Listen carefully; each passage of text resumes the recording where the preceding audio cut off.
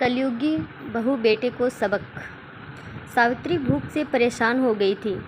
सुबह से बहू ने उसको खाने के लिए कुछ भी नहीं दिया था, क्योंकि सुबह नाश्ते में उसने आलू के पराठे बनाए थे और अब वह भी ख़त्म हो गए थे।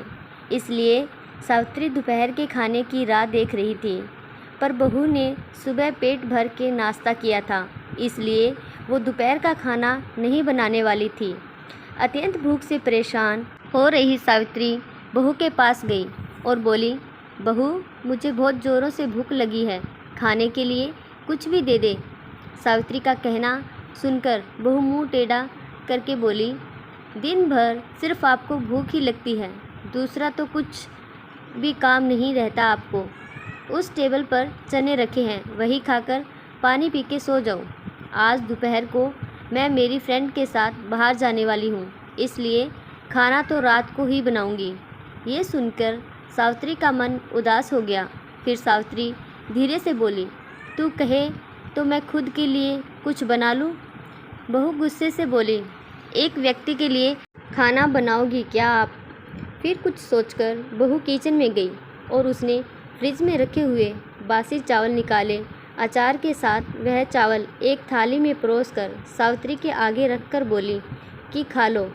ऐसा कहकर पर्स लेकर बहू घर से बाहर चली गई। चावल फ्रिज में रखे थे, तब भी वह खराब हो गए थे, उनसे गंदी बदबू आ रही थी। सावित्री ने गुस्से से वह चावल डस्टबिन में डाल दिए। इसके बाद उसने दाल चावल निकाल कर अपने लिए गरम गरम खिचड़ी पकाई और पुदीने की चटनी के साथ खाई और सब बर्तन घिसकर किचन साफ़ किया और चुपके से अपने रूम में जाकर सो गई। बहू ने भले ही खाना पकाने से मना किया था, पर ये घर उसका भी था और वह खुद का खाना खुद बना सकती है। दूसरे दिन सुबह सावित्री अपने रूम में बैठी थी। उतने में उसका बेटा विजय उधर आया और बोला, माँ, आजकल महंगाई बहुत बढ़ गई है, मुझे घर खर्च चलाना भी बहुत कठिन हो रहा है। ऊपर से पापा की 13वीं पर भी बहुत खर्च हुआ। माँ, मैं सोच रहा था कि एक रूम किराए पर दिया जाए, घर का किराया आने पर घर खर्च में थोड़ी मदद होगी। सावित्री बोली, बेटा, तुझे जो ठीक लगेगा तू वही कर। उसके बाद बेटा गला साफ करते हुए बोला, माँ, तेरा रूम खाली कर दे और नीचे के छोटे रूम में शिफ्ट हो जा।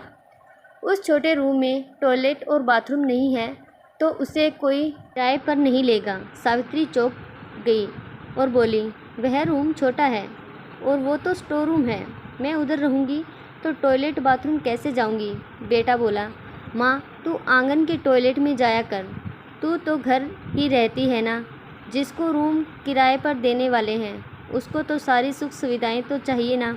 वैसे भी ये रूम भी बहुत बड़ा है, पापा के जाने के बाद तुझे इतने बड़े रूम की क्या ज़रूरत है? सावित्री कुछ क्षण शांत रही और सोचने के बाद बोली, टेरेस पर जो रूम है वो भी हम किराए पर दे सकते हैं, उस रूम में सब सुख सुविधाएं हैं। उस पर बेटा बोला, नहीं माँ, वह रूम हम किराए पर नहीं दे सकते, वह अपने मेहमानों के लिए रखा है। तुझे तो अच्छे से पता है कि तेरी बहू के मायके वालों का आना जाना चालू रहता है, इसलिए एक्स्ट्रा रूम मेहमानों के लिए रखना पड़ेगा। सावित्री सब समझ गई थी कि बेटे ने तो उसका ही रूम किराए पर देने का निर्णय लिया है, क्योंकि वह बुढ़ापे में बेटे और बहू पर आश्रित थी। इसलिए बेटे ने जो कहा उस पर सावित्री ने ज़्यादा विरोध नहीं किया। उसने अपना थोड़ा सामान लिया और छोटे रूम में शिफ्ट हो गई। उधर पुराने छोटे रूम में उसका जी घुट रहा था, तब भी वह उस रूम में दिन काट रही थी। नया किराएदार आया, सब पहले जैसा चल रहा था। घर में आए हुए किराएदार का नाम रमन था, एक एनजीओ में काम करता था। वह हर रोज़ बहू और बेटा माँ के साथ कैसा सलूक करते थे वह देखता था। वह देखकर उसको बहुत बुरा लगता था। धीरे धीरे सावित्री रमन को अपने बेटा जैसा मानने लगी। रमन भी आते जाते सावित्री का हाल चाल पूछा करता था और उसका ख्याल रखता था। बेटा विजय और बहू कृतिका को सावित्री से कुछ लेना देना नहीं था। बहू बचा हुआ खाना उसके थाली में रखकर जाती और बेटा तो उसकी तरफ देखता भी नहीं था। सावित्री तो पहले ही समझ चुकी थी कि उसका बेटा अब पहले जैसा नहीं रहा, वह बदल गया है। फिर भी वो आंखें बंद कर कर किसी पालतू पशु जैसी उस घर में रहती थी, क्योंकि बुढ़ापे में उसको दूसरा किसी का सहारा नहीं था। रोटी के 2 टुकड़ों के लिए उसको उनके सहारे रहना पड़ रहा था। कभी कभी सावित्री को बहुत रोना आता था। सावित्री रमन को अपने मन की बातें बताने लगी। उनके पति की मौत बेटे की लापरवाही से हुई थी, पर वो ज़्यादा नहीं बोल पा रही थी। जब पति काम पर जाते थे तब घर में हम दोनों को बहुत मान सम्मान मिलता था। जब वह काम करने में असमर्थ हो गए तब बेटे को उन्होंने घर खर्च में मदद किया कर ऐसा कहा। ये बातें बेटे के मन को बहुत लगी। जब तक पति घर चला रहे थे बेटा अपने सब पैसे बचा लेता था, पर अब शर्म से और मजबूरी में उसको घर खर्च चलाना पड़ रहा था। धीरे धीरे माँ बाप का खर्च उसको बोझ लग रहा था, लेकिन वह स्पष्ट रूप से कुछ भी नहीं कह सकता था। इस बीच पति का स्वास्थ्य बहुत बिगड़ गया और वह चल बसे। डॉक्टर के पास जाने से पता चला कि उनको निमोनिया हुआ था। डॉक्टर थोड़ी महंगी दवाई लिख कर देते थे, तो विजय पैसे बचने चाहिए इसलिए बेटा आधी दवाई लेकर आता था।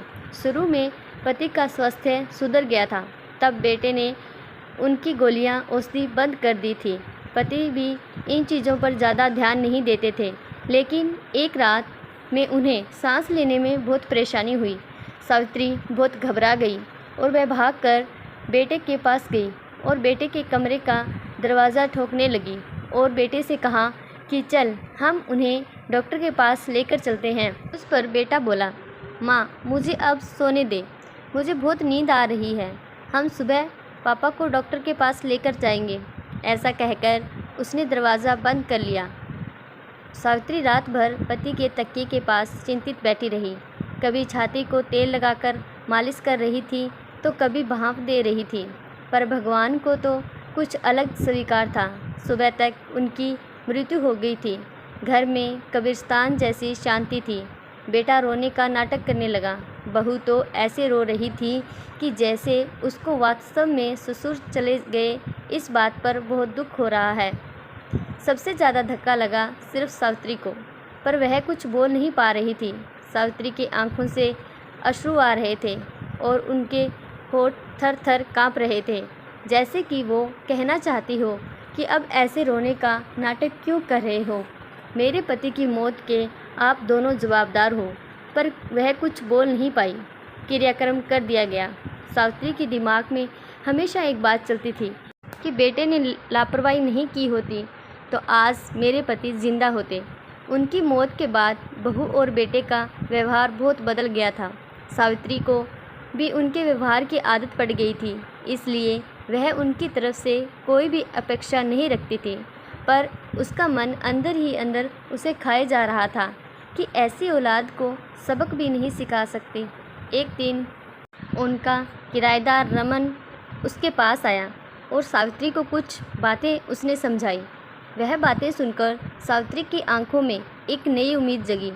दूसरे दिन सुबह सावित्री बेटे और बहू के पास आई और बोली, मुझे तुम दोनों से बहुत ज़रूरी बात करनी है। मुझे ऐसा लग रहा है कि तुम दोनों को मेरे साथ रहने में प्रॉब्लम है, इसलिए मैंने सोचा है कि मैं वृद्ध आश्रम में रहूँगी। सावित्री का कहना सुनकर बहू बहुत खुश हुई। बेटे ने थोड़ा दुखी होने का नाटक किया। फिर थोड़ी देर में सावित्री ने उन दोनों के चेहरे के हाव भाव देखे और बोली, बेटा तुझे दुखी होने की ज़रूरत नहीं और बहू तुझे इतना खुश होने की ज़रूरत नहीं है। पहले मेरी सब बातें सुन लो। और सावित्री हंसकर बोली, ये बातें सच्ची है कि मैं वृद्ध आश्रम में रहूँगी, पर मैं इस घर से कहीं नहीं जाऊँगी। मैं इस घर को ही वृद्ध आश्रम बनाऊँगी। अब यहाँ तुम्हारे जैसे स्वार्थी बेटे और बहू नहीं रहेंगे, मेरे जैसे बूढ़े लोग यहाँ रहेंगे। ये मेरा आखिरी निर्णय है। ये सुनकर बेटा और बहू दोनों ही चौंक गए। बेटा और बहू एक दूसरे की तरफ देखने लगे। उन दोनों ने सोचा था कि माँ घर छोड़कर चली जाएगी तो वह दोनों खुशी से रहेंगे। उनको लगा था कि अब उनको माँ की ज़िम्मेदारी लेनी नहीं पड़ेगी और उनका ख्याल नहीं रखना पड़ेगा, पर इधर तो सब उल्टा हो गया था। माँ का कहना सुनकर बेटा गुस्से से बोला, माँ तेरा दिमाग तो ठीक है ना, इस घर पर मेरा अधिकार है, फिर तू इस घर को कैसे वृद्धाश्रम बना सकती है? तू भूल रहा है बेटा, अभी तक ये घर मेरे ही नाम पर है। माँ गुस्से से बोली, तुम दोनों ने मुझे बहुत परेशान किया है, छोटी छोटी बातों पर मेरा अपमान किया है, बीमारी के वक्त भी मुझ पर ध्यान नहीं दिया, खाने पीने के लिए भी मुझे बहुत तरसाया। तेरे पिताजी भी मुझे छोड़कर चले गए। अगर मैंने कठोर निर्णय नहीं लिया तो मेरा भी वही हाल होगा जो तुम्हारे पापा का हुआ था। इसीलिए मैंने सोचा है कि बेटे के झूठे प्यार के जाल में फंसने से अच्छा है मैं अपने बारे में सोचूं। बेटा घुटनों पर आकर बोलने लगा, माँ मुझे माफ़ कर दे, हम दोनों तेरा अच्छे से ख्याल रखेंगे, तेरा कभी भी अपमान नहीं करेंगे, पर तू इस घर को वृद्धाश्रम मत बना। माँ थोड़ा सोच कर तो देख, हमारा क्या होगा? सावित्री ऊंची आवाज़ में बोली, मैंने और तेरे पापा ने तुझे अच्छे संस्कार दिए थे, फिर भी तूने सिर्फ तेरे परिवार के बारे में ही सोचा, हमारा नहीं। फिर मैं तेरा कैसे सोचूं? तू तेरे परिवार का सोच, मेरी चिंता मत कर और जल्द से जल्द ये घर छोड़कर चला जा, क्योंकि इस घर में अब अच्छे लोग रहने आ रहे हैं। इतना कहकर सावित्री अपने रूम में चली गई। बेटा और बहू शांत सावित्री को जाते हुए देखते ही रह गए। सावित्री ने अपने जैसे बूढ़े लोगों को उसके घर में आश्रय दिया।